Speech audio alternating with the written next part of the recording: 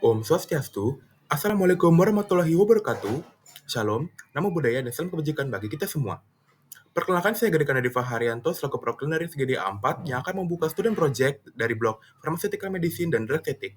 Di sini akan diberikan kasus dan akan dianalisis kasusnya menggunakan prospek, di mana kita dapat memberikan rasional prescription yang baik kepada pasien. Sekian dari saya, terima kasih. Saya, Farah, sebagai perwakilan kelompok SGDA 4 akan memperkenalkan sekaligus berterima kasih kepada rekan-rekan saya, Nova, Kanya, Graha, Deva, Kerin, Veriko, Krishna, Davin, Azira, Fiona, dan juga Afin yang telah berpartisipasi dalam pembuatan student project dan juga video ini. Perkenalkan, nama saya David Siva dengan 3 digit NIM akhir 089. Di sini kami mendapatkan case 3, di mana Tommy, a 10-year-old boy weighing 25 kg, is experiencing a skin infection. Pada examination, found lesions on the skin, redness with itching and swelling.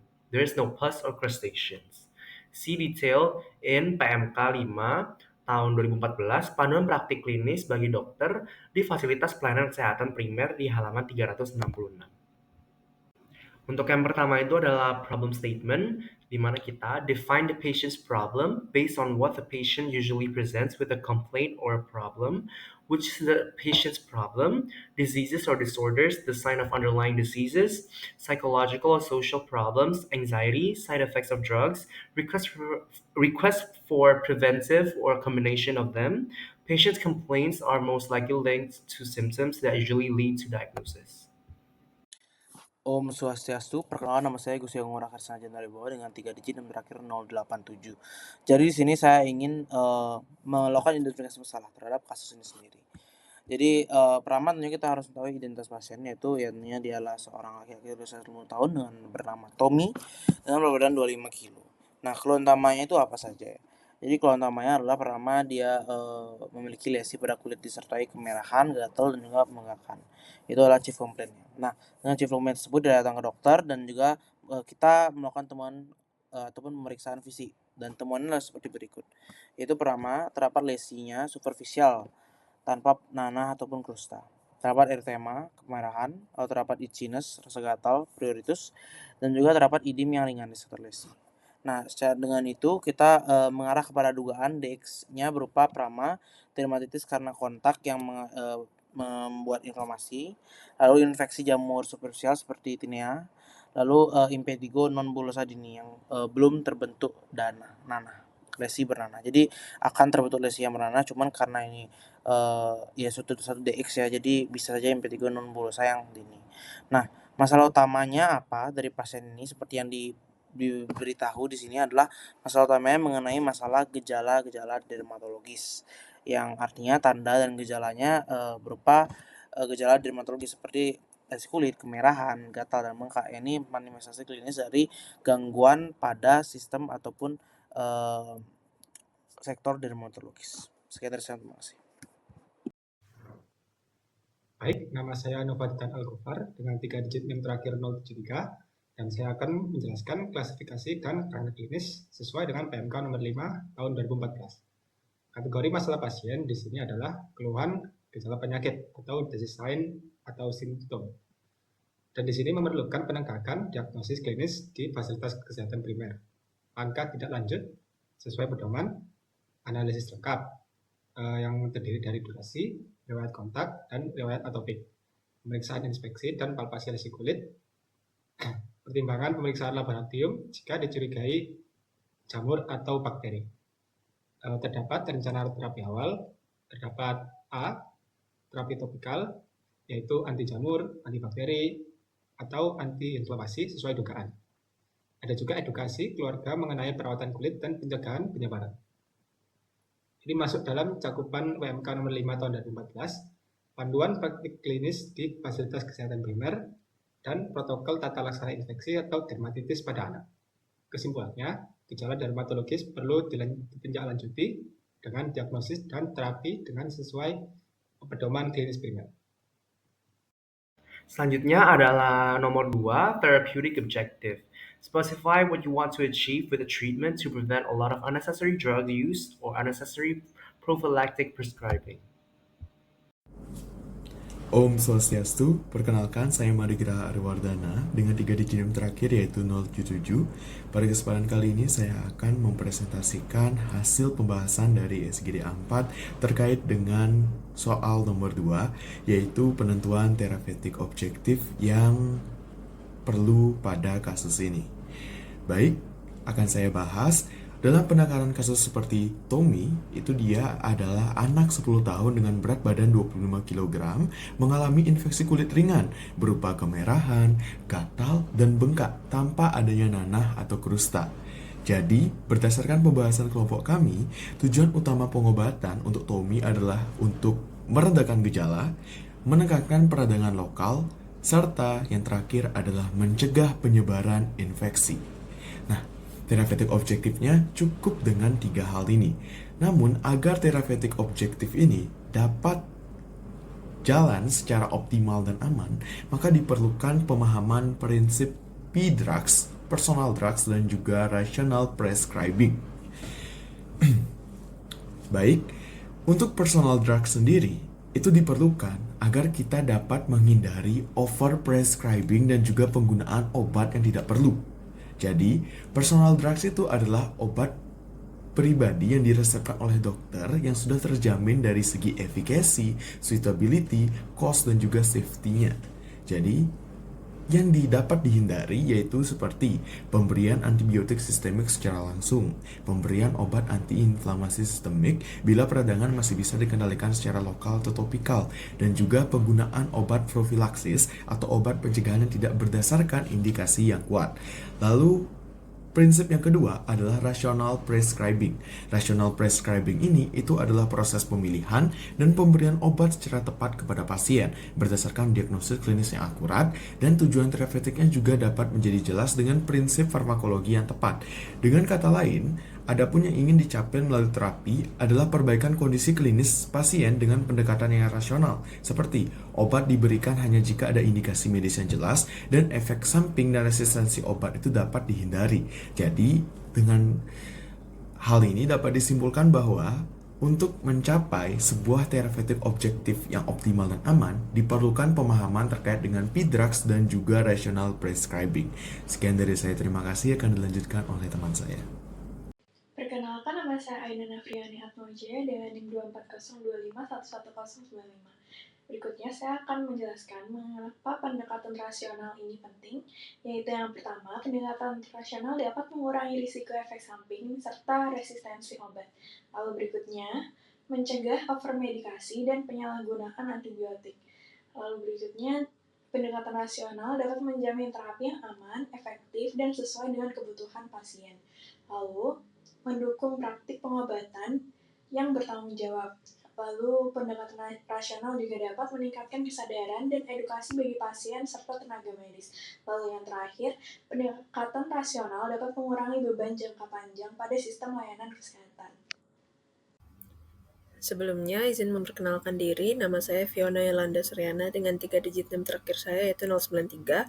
Pada kesempatan kali ini, saya dan teman saya akan mempresentasikan tentang suitability dari suatu obat. Pertama, kita akan membahas tentang efikasinya terlebih dahulu atau kemanjuran.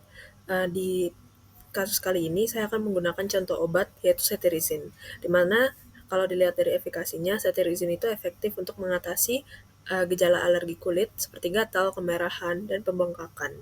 Lalu, sesuai untuk kondisi dermatitis alergi atau urtikaria yang menjadi dugaan utama dalam kasus ini. Kedua adalah keamanan, di mana obat ini aman digunakan untuk anak di atas atau sama dengan usia 2 tahun, dan untuk anak 6-12 tahun dengan dosis 5-10 mg per hari. Lalu sesuai dengan kondisi oleh pasiennya, yaitu Tommy berusia 10 tahun dan dengan berat 25 kg. Jadi dia dapat diberikan cetirizine sebanyak 10 mg per hari. Kemudian dilihat dari kemudahannya atau convenience-nya, obat ini tersedia dalam sediaan sirup dan tablet dan bisa diminum sebanyak 1 kali sehari. Lalu sirup juga lebih cocok digunakan untuk anak-anak jika belum nyaman dalam menelan tablet. Yang keempat adalah biaya, di mana cetirizine adalah obat generik yang terjangkau dan mudah diakses di fasilitas kesehatan. Kemudian, tinjau dari indikasi dan kelompok khususnya, cetirizine tepat indikasi untuk gejala alergi kulit, lalu aman digunakan untuk anak-anak termasuk usia TOMI, dan tidak ada faktor risiko khusus. Perkenalkan, nama saya Kadeo Kanya Pameswari, biasa dipanggil Kanya dengan 3 digit terakhir 075. Hari ini saya akan melanjutkan mengenai suitability, di mana yang pertama itu kandungan aktif dan bentuk sediaan obatnya, di mana zat aktifnya itu adalah cetirizine dan juga dihidrochloride, di mana itu adalah antihistamin generasi kedua, dengan bentuk sediaannya itu dalam bentuk sirup ataupun dalam tablet. Untuk anak usia 10 tahun, menggunakan tablet 10 mg dapat digunakan atau juga dengan sirup yaitu dengan 10 ml per hari. Yang kedua adalah dosis dan lama pengobatan, di mana dosis standar untuk anak usia 6-12 tahun itu adalah 10 mg sekali sehari. Dengan durasi pengobatan disesuaikan dengan keparahannya ataupun lama dari gejalanya. Biasanya 3-7 hari untuk reaksi alergi akut. Lalu yang ketiga adalah efektivitas, di mana indikasinya ini cocok untuk mengatasi gejala reaksi alergi kulit seperti gatal, bengkak, maupun kemerahan. Serta kemudahan penggunaannya, yaitu dosisnya ini hanya 1 kali sehari, memudahkan kepatuhan, dan tidak menyebabkan ngantuk berat karena termasuk antihistamin generasi kedua. Lalu yang kedua adalah keamanan atau safety, di mana kontraindikasi alergi terhadap cetirizine atau histamin itu juga dapat terkait ataupun adanya interaksi. Karena ada interaksi ringan dengan alkohol atau depresan SSP lainnya dapat meningkatkan sedasi. Tidak signifikan terdapat obat lain dalam pengobatan umum. Efek samping umumnya itu biasanya mulut kering, pusing, ataupun ngantuk ringan, serta tidak menyebabkan gangguan kognitif berat seperti antihistamin generasi pertama. Yang kelima adalah penggunaan kelompok risiko tinggi. Jadi anak-anak itu aman dengan usia lebih dari 2 tahun karena sudah teruji klinis pada anak-anak. Untuk bagi lansia bisa digunakan dengan hati-hati karena kemungkinan adanya gangguan fungsi ginjal. Lalu pada gagal ginjal atau hati perlu penyesuaian dosis bila terdapat gangguan berat. Lalu untuk kehamilan dan laktasi tidak relevan untuk kasus ini, tapi umumnya tergolong dalam relatif aman bila dibutuhkan. Sekian dari saya, terima kasih. Selanjutnya, nomor 4 adalah prescription. Use handwriting or typing on a prescription form below. Baik, sebelumnya perkenalkan, nama saya Azira Ananta Ramli dengan 3 digit NIM terakhir 091. Di sini saya akan menjelaskan mengenai resep yang kami buat. Jadi berdasarkan gambar, resep ini ditulis oleh Dr. Davin Siva, sarjana kedokteran, dengan surat izin praktik nomor 1243-DU.1.1.01.20/Dikes 19 Dokter berpraktik di Jalan Praktikum Farmakoterapi 2 PSSK PDFK UNU Denpasar. Resep ini ditulis pada tanggal 1 Juni 2025 di Denpasar. Kemudian untuk obatnya, ambillah cetirizine dihidrochloride dalam bentuk sirup dengan kekuatan 5 mg per 5 ml sebanyak 1 botol dan tandailah untuk diminum 10 ml setiap malam sebelum tidur.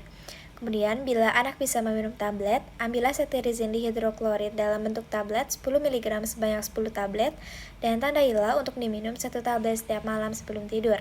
Kemudian, untuk identitas pasien yakni pasien bernama Tommy berusia 10 tahun dengan berat badan 25 kg dan alamat pasien adalah Gang Rencong nomor 10.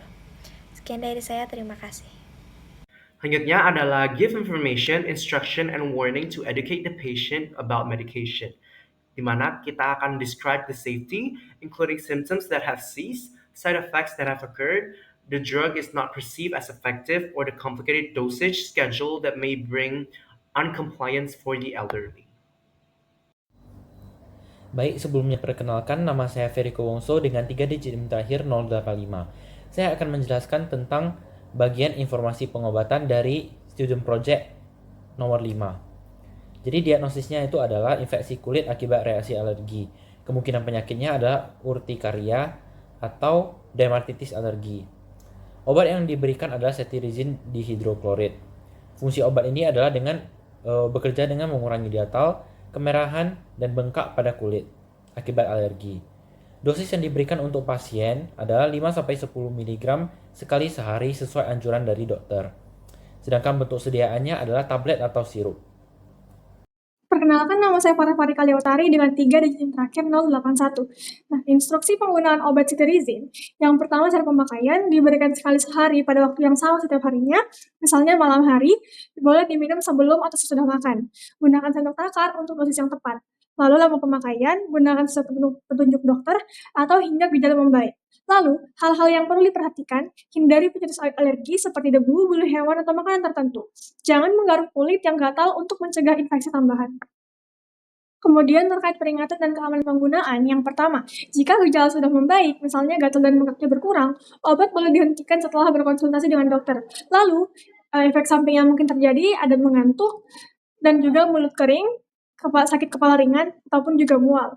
Lalu, segera hubungi dokter jika gejala tidak membaik atau semakin parah dalam 5 hingga 7 hari, muncul tanda-tanda reaksi alergi berat yang biasanya sangat jarang seperti sesak napas, wajah bengkak, ataupun ruam yang semakin parah, dan anak menjadi sangat mengantuk atau mengalami perubahan perilaku yang tidak biasa.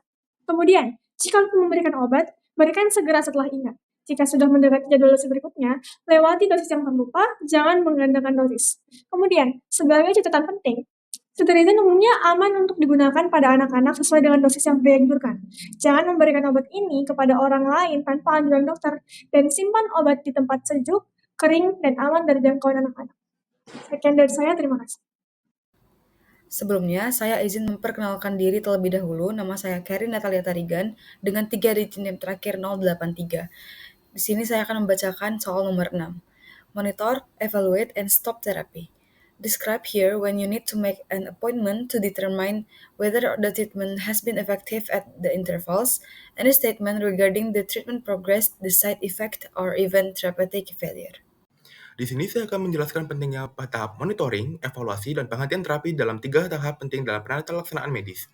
Monitoring sendiri dia memantau perkembangan pasien dan respon terhadap terapi, di mana hasil monitoring ini digunakan sebagai hasil evaluasi efektivitas dan keamanan terapi, berdasarkan evaluasi terapi, dan juga dapat dilanjutkan atau disesuaikan, atau dihentikan guna mencapai hasil pengobatan yang optimal.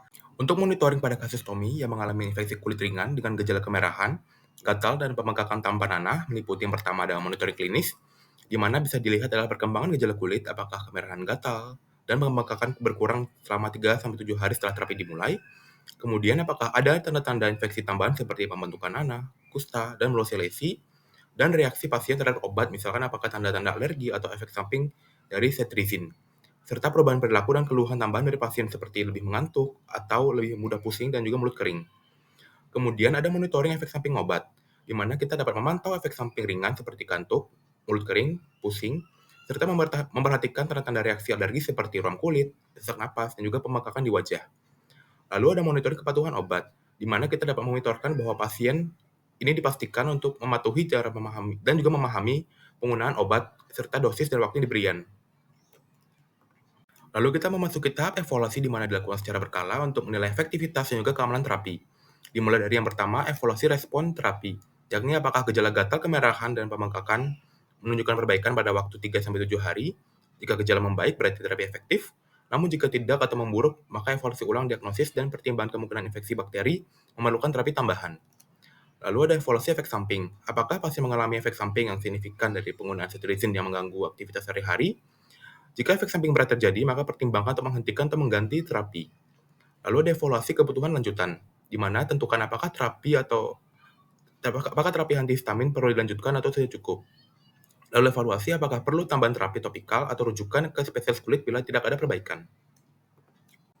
Kemudian kita memasuki pada tahap stop terapi. Penghentian terapi harus didasarkan pada hasil monitoring dan evaluasi untuk memastikan keamanan juga efektivitas dari pengobatan yang diberikan. Yang pertama adalah kriteria penghentian terapi.